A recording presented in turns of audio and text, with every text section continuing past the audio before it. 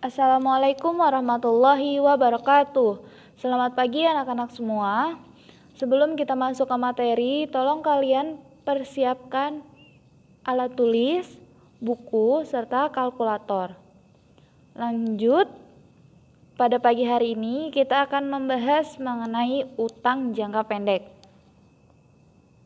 Terdapat 3 tujuan pembelajaran. Yang pertama, kalian harus mampu menjelaskan pengertian utang jangka pendek. Kedua, mengidentifikasikan jenis-jenis utang jangka pendek. Yang ketiga, melakukan pencatatan utang jangka pendek. Utang jangka pendek ialah kewajiban perusahaan atau suatu badan kepada pihak ketiga terhadap aset-aset yang telah diperolehnya akibat dari transaksi yang dilakukan di masa lalu dengan jangka waktu pembayaran kurang dari 1 tahun atau sama dengan 1 tahun. Jenis-jenis utang jangka pendek. Yang pertama, utang usaha atau utang dagang yang timbul akibat adanya transaksi pembelian barang atau jasa yang tujuannya untuk dijual kembali. Misalnya, PT Matraman membeli barang dagang dari toko Jakarta secara kredit, misalnya sebesar 5 juta, maka itu disebut dengan utang usaha atau utang dagang. Yang kedua, pembelian secara angsuran, yaitu pembelian yang dibayarkan secara diangsur dengan jangka waktu kurang dari 1 tahun atau sama dengan 1 tahun. Di sini misalnya kalian melakukan pembelian laptop secara kredit kepada toko elektro misalnya sebesar 10 juta. Nah, kalian membayar uang muka terlebih dahulu nih atau DP-nya terlebih dahulu misalnya sebesar 2 juta. Maka sisanya 8 juta. 8 jutanya itu kalian angsur selama 5 bulan. Maka transaksi tersebut dinamakan pembelian secara angsuran. Yang jenis ketiga ialah wesel bayar, yang timbul akibat adanya transaksi pembelian barang atau aset lainnya dengan menerbitkan wesel. Yang keempat, utang gaji. Akibat adanya transaksi upah atau gaji yang belum dibayarkan oleh perusahaan. Misalnya PT Matraman tadi memiliki karyawan 25. Nah, terdapat gaji karyawan yang belum dibayarkan sebesar 20 juta. Maka transaksi tersebut dinamakan utang gaji. Selanjutnya, utang pajak, yaitu timbul dari adanya pajak kurang bayar atau pajak yang belum dibayarkan oleh perusahaan. Misalnya PT Matraman memiliki utang pajak PPH nih. PPH sebesar 20 juta di periode 31 Desember 2019. Maka nominal tersebut dikategorikan sebagai utang pajak si PT Matraman tersebut. Yang terakhir, pendapatan diterima di muka. Ialah pendapatan yang telah diterima perusahaan namun belum menjadi hak perusahaan tersebut. Dan perusahaan tersebut memiliki kewajiban untuk menyerahkan barang atau jasa di kemudian hari. Misalnya, PT Matraman menerima pendapatan sewa sebesar 12 juta. Nominal tersebut untuk periode 12 bulan ke depan. Transaksinya itu misalnya Januari ya, berarti masih ada periode 11 bulan yang itu belum menjadi hak pendapatan dari PT Matraman. Seperti itu. Selanjutnya, kita masuk ke pencatatan utang jangka pendek. Kita bahas per jenis-jenis utang jangka pendek ya. Yang pertama, utang usaha atau utang dagang. Terdapat contoh soal. Pada tanggal 5 Agustus 2019, PD Matraman membeli barang dagangnya pada PT Setia sebesar 10 juta dengan syarat 2/10 N/30. Berarti PD Matraman akan memperoleh potongan pembelian sebesar 2% apabila PD Matraman membayarkannya kurang dari atau sama dengan 10 hari setelah tanggal transaksi dengan jangka waktu kredit 30 hari. Pada tanggal 7 Agustus 2019, PD Matraman mengembalikan sebagian barang dagangnya yang telah dibeli karena rusak sebesar 100.000. Transaksi yang ketiga, pada tanggal 12 Agustus PD Matraman melunasi utang dagangnya. Maka pencatatan yang pertama ialah pada tanggal 5 Agustus 2019, yaitu saat terjadinya pembelian secara kredit. Pembelian bertambah sebesar 10 juta, utang dagang bertambah sebesar 10 juta di sebelah kredit. Pencatatan selanjutnya pada tanggal 7 Agustus 2019, yaitu saat terjadinya retur pembelian. Maka pencatatannya utang dagang berkurang di sebelah debit 100.000, retur pembelian di sebelah kredit sebesar 100.000. Sedangkan pada tanggal 12 Agustus pada saat terjadinya pelunasan utang, maka utang dagang PD Matraman berkurang di sebelah debit sebesar 9.900.000. Nominal ini kita sudah kurangkan dengan retur pembelian yang terjadi pada tanggal 7 Agustus 2019. 10 juta dikurang dengan 100.000. Maka sisa utang dagang PD Matraman 9.900.000. Lalu PD Matraman memperoleh potongan pembelian sebesar 198.000. Kita hitung dari 9.900.000 dikalikan 2%. Mengapa ia memperoleh potongan pembelian? Karena pada saat pelunasannya itu kurang dari atau sama dengan 10 hari setelah tanggal transaksi. Tanggal transaksinya kan 5 Agustus. Sedangkan dibayarkan tanggal 12 Agustus. Berarti itu masih masuk dalam periode diskon.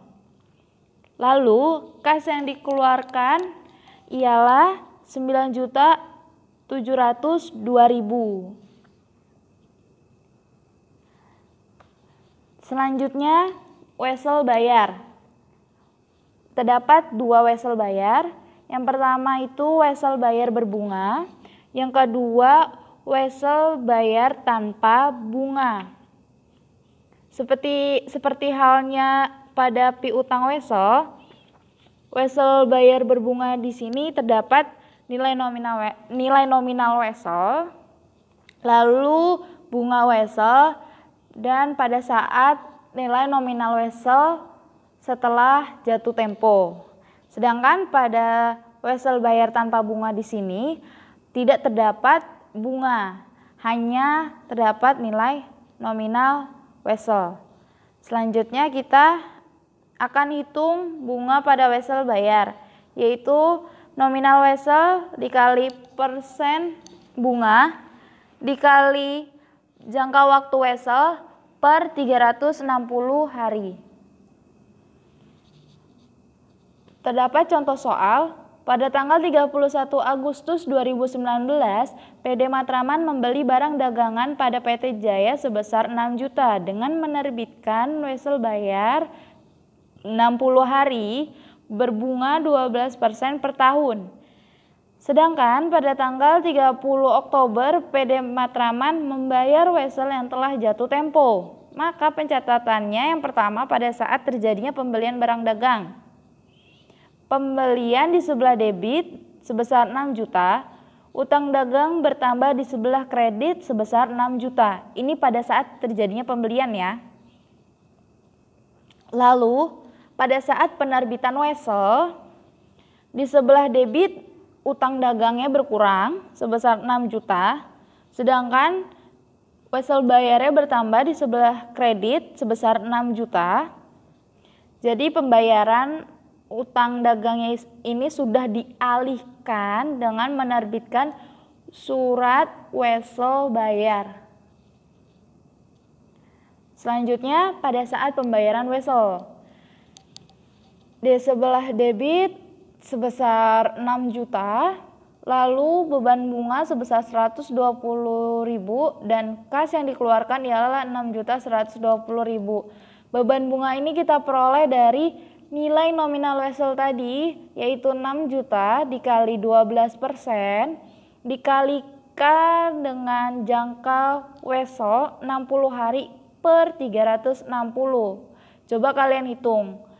Maka kita peroleh nominal 120.000 dan kas yang telah dikeluarkan PD Matraman, nilai nominal wesel ditambahkan dengan bunga wesel. 6 juta ditambahkan dengan 120.000 sama dengan 6.120.000. Selanjutnya, wesel tanpa bunga. Pada tanggal 6 Mei 2019, PD Matraman membeli barang dagang pada PD Sentosa sebesar 4.500.000 dengan menerbitkan wesel dan jangka waktunya ini 60 hari. Pada tanggal 5 Juli 2019, PD Matraman membayar wesel yang telah jatuh tempo. Maka pencatatannya yang pertama, pada saat pembelian barang dagang sama dengan wesel berbunga, pembelian bertambah di sebelah debit sebesar 4.500.000 dan utang dagang bertambah di sebelah kredit sebesar 4.500.000. Lalu pada saat penerbitan wesel, di sini sesuai dengan nominal weselnya, yaitu 4.500.000 debit pembelian, lalu di sebelah kredit bertambah wesel bayar sebesar 4.500.000. Kemudian pada saat pembayaran wesel, di sini nominalnya sama semua ya, seperti yang sudah saya jelaskan dalam pengertian wesel tanpa berbunga. Wesel bayar tanpa berbunga maksud saya. Wesel bayar tanpa berbunga ini nilai nominal wesel sama dengan pada nilai wesel saat jatuh tempo. Jadi wesel bayar di sebelah debit berkurang sebesar 4.500.000 dan kas yang dikeluarkan di sebelah kredit sebesar 4.500.000. Selanjutnya pembelian angsuran. Dalam pembelian angsuran, kita perhitungkan terlebih dahulu bunga yang harus dibayarkan setiap bulannya atau selama masa angsuran dengan 3 metode. Yang pertama, bunga dihitung dari pokok pinjaman. Yang kedua, bunga dihitung dari sisa pinjaman. Yang ketiga, dengan adanya sistem anuitas. Metode pertama, bunga dihitung dari pokok pinjaman.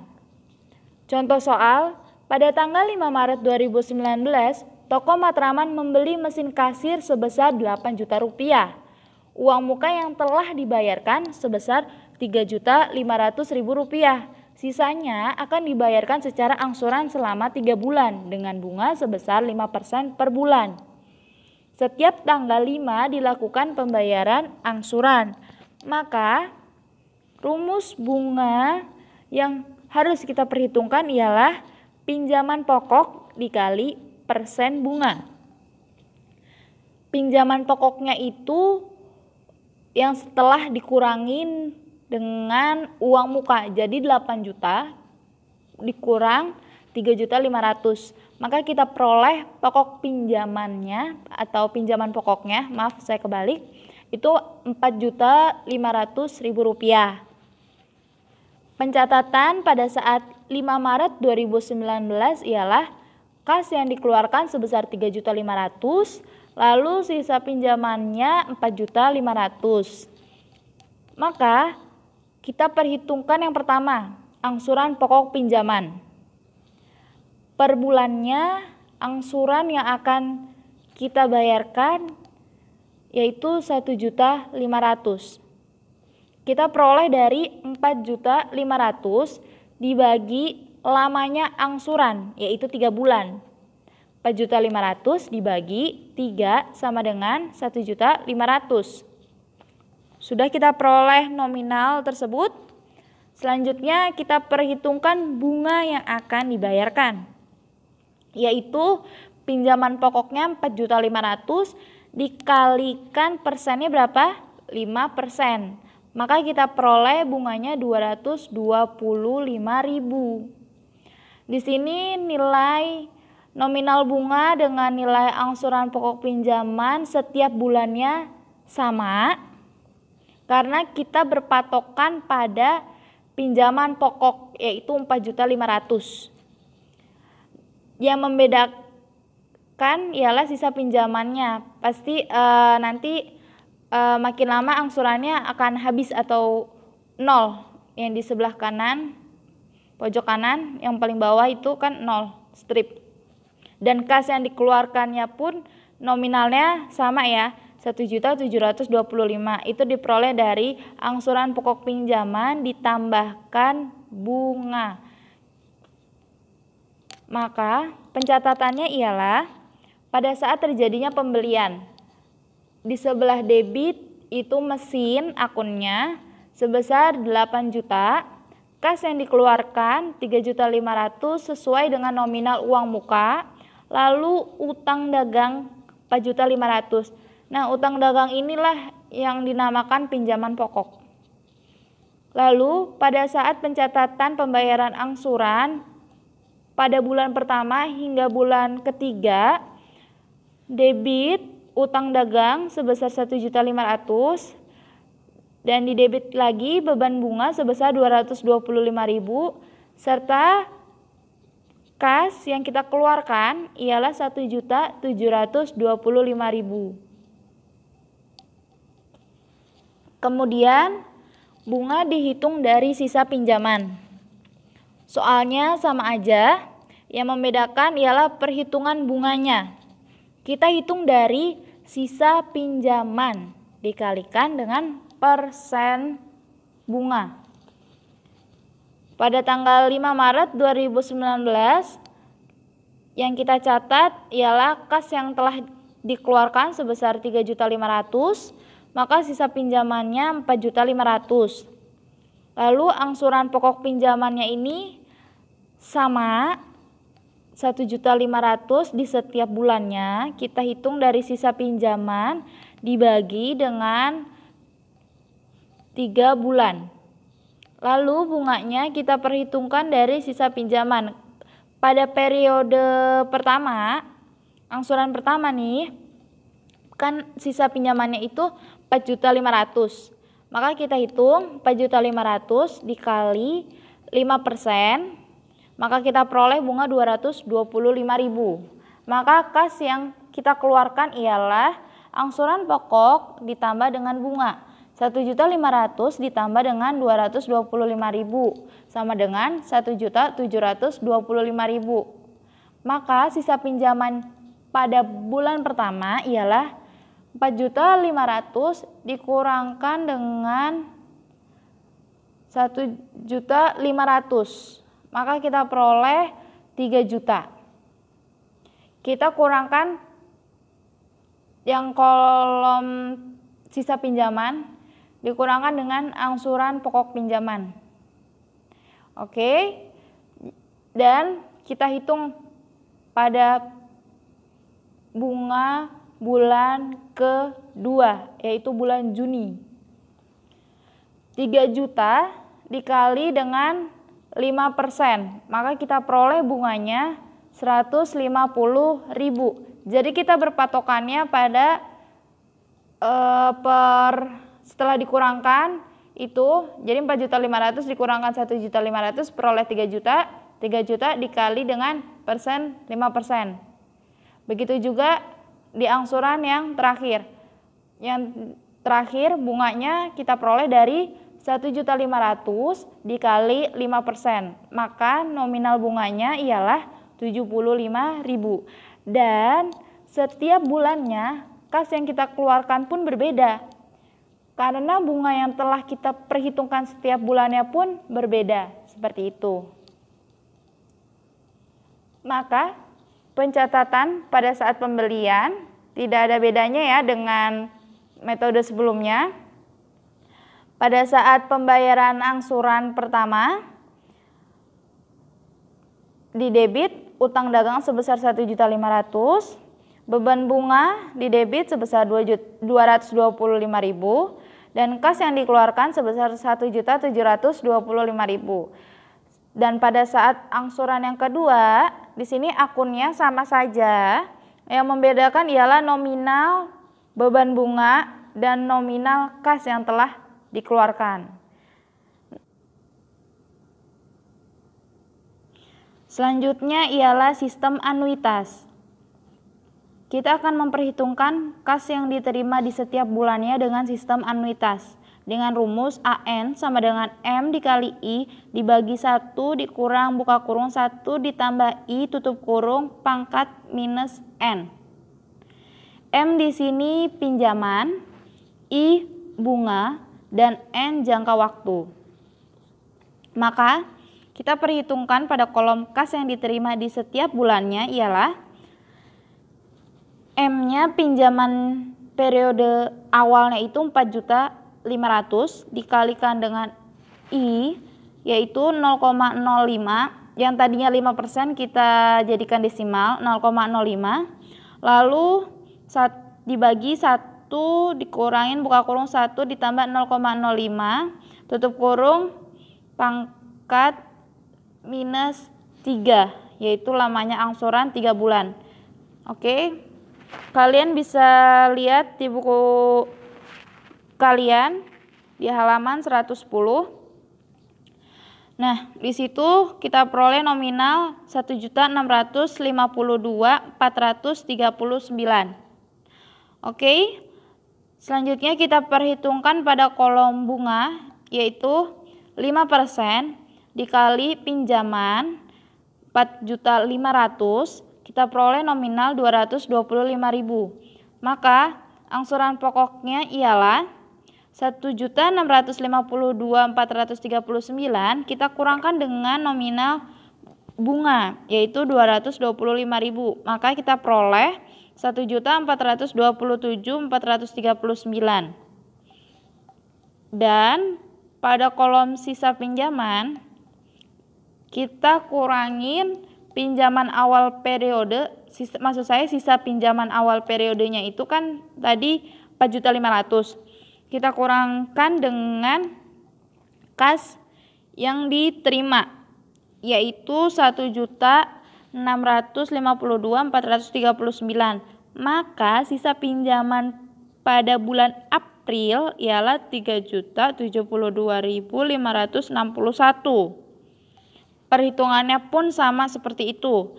Bunganya kita perhitungkan 5% dikalikan dengan sisa pinjaman pada bulan April sebesar 3.072.561, maka kita peroleh 153.628,05. Komanya di sini kalian bisa ambil 2 angka di belakang koma ya. Rumusnya sama, angsuran pokok peroleh dari kas yang diterima pada bulan Juni dikurangkan dengan bunga pada periode Juni. Dan sisa pinjamannya kita kurangkan 3.072.561 dikurangin 1.652.439. Maka kita peroleh 1.573.750. Selanjutnya pencatatannya, pada saat pembelian tidak ada bedanya dari ketiga metode ini. Akun-akun yang digunakannya pun sama. Yang kedua, pada saat pembayaran angsuran di setiap bulannya, ini pun menggunakan akun yang sama. Yang membedakan ialah nominalnya. Pada angsuran pertama, utang dagang yang berkurang ialah sebesar 1.427.439 dan bunga yang dibebankan ialah 225.000.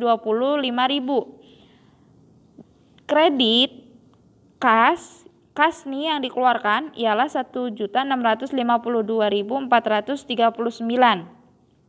Sedangkan pada angsuran kedua utang dagangnya sebesar 1.498.810,95. Maka beban bunganya yang telah kita perhitungkan di tabel sebelumnya 153.628,05. Kas yang kita bayarkan sama dengan angsuran pertama yaitu 1.652.439. Jadi di angsuran ke-1, kedua dan ketiga yang membedakan ialah nominal pada pengurangan utang dagang di setiap bulannya serta bunga yang dibebankan di setiap bulannya. Kita masuk pada utang pajak. Contoh soal, gaji karyawan PT Matraman bulan April 2019 sebesar 300 juta. PPh karyawan sebesar 15 juta yang harus dibayarkan. Jadi pada kasus ini, utang dari PT Matraman sebesar 15 juta.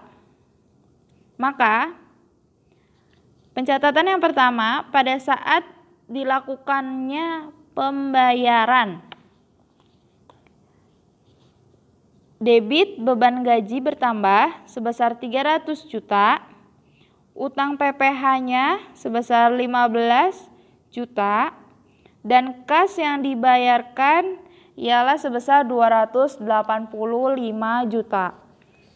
Jadi kas yang dikeluarkannya ini dari yang seharusnya tadi itu beban gajinya 300, karena kita punya utang PPh-nya 15 juta, maka yang harus dikeluarkan 285 juta. 300 juta dikurangi dengan utangnya 15 juta, maka kas yang harus dikeluarkan 285 juta. Selanjutnya, pencatatan ke kas negara yang sebenarnya nih ya, sebenarnya itu utang PPh itu di sebelah debit sebesar 15 juta dan kas di sebelah kredit sebesar 15 juta. Selanjutnya utang pajak juga tapi dengan kasus yang berbeda. Kalau sebelumnya kita membahas tentang PPh atau pajak penghasilan, di sini kita akan membahas kasus PPN atau pajak pertambahan nilai. Pada bulan Juli 2019, penjualan PD Matraman sebesar 25 juta. Penjualan tersebut dikenakan PPN 10%. Perhitungannya ialah 10% dikali 25 juta sama dengan 2.500.000. Maka inilah utang PPN yang harus kita keluarkan. Karena di sini kasusnya itu penjualan, maka jenis PPN-nya ialah PPN keluaran. Oke? Maka penjurnalannya ialah di sebelah debit kas sebesar 27.500.000, di sebelah kredit penjualan sebesar 25 juta, lalu di sebelah kredit utang PPN keluaran sebesar Rp2.500.000.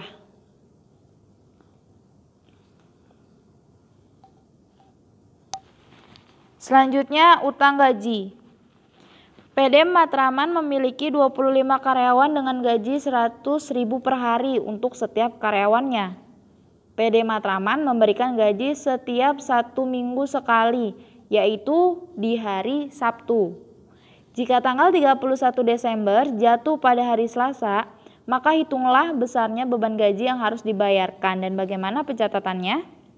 Kita hitung terlebih dahulu ya, periode utang gaji yang dimiliki oleh PD Matraman, yaitu periode dari hari Senin dan Selasa. Karena kan 31 Desember itu kan jatuh pada hari Selasa. Kita mundur, kan dibayarnya hari Sabtu. Berarti Sabtu itu sudah dibayarkan minggu dia nggak bekerja ya. Minggu di sini hitungannya tidak bekerja.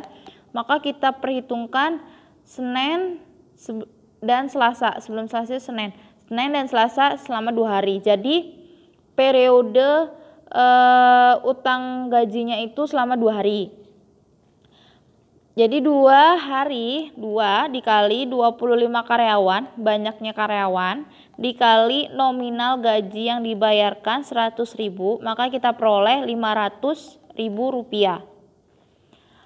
Untuk pencatatannya, beban gaji di sebelah debit sebesar 500.000, lalu utang gaji di sebelah kredit sebesar 500.000. Karena di sini pencatatan utang gajinya di akhir periode, maka kita AJP-kan.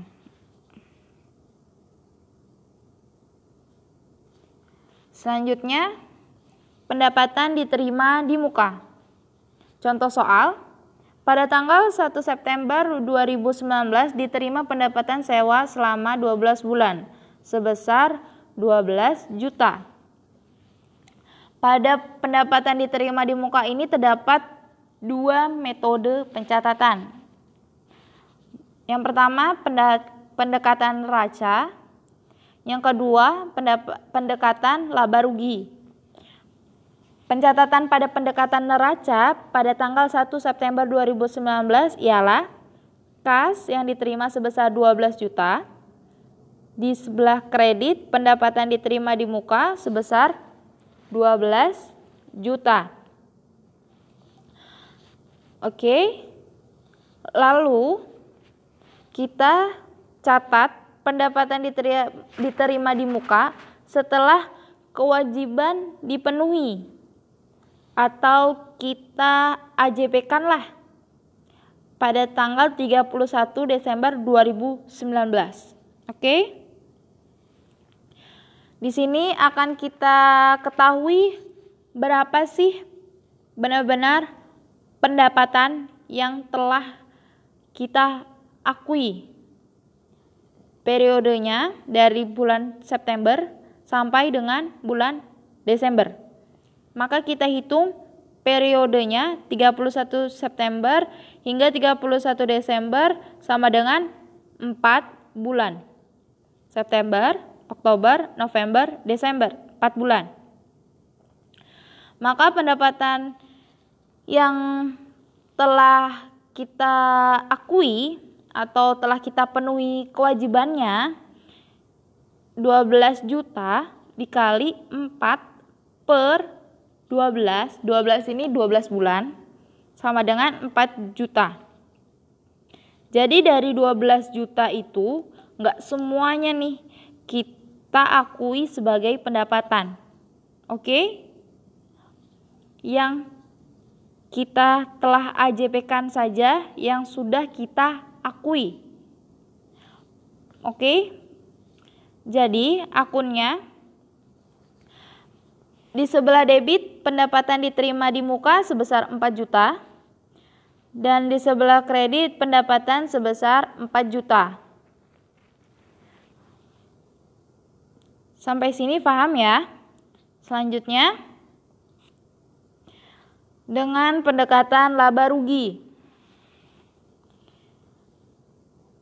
Yang membedakannya pada saat pencatatan 1 September, pendekatan laba rugi kita sudah mengakui dengan menggunakan akun pendapatan di sebelah kredit.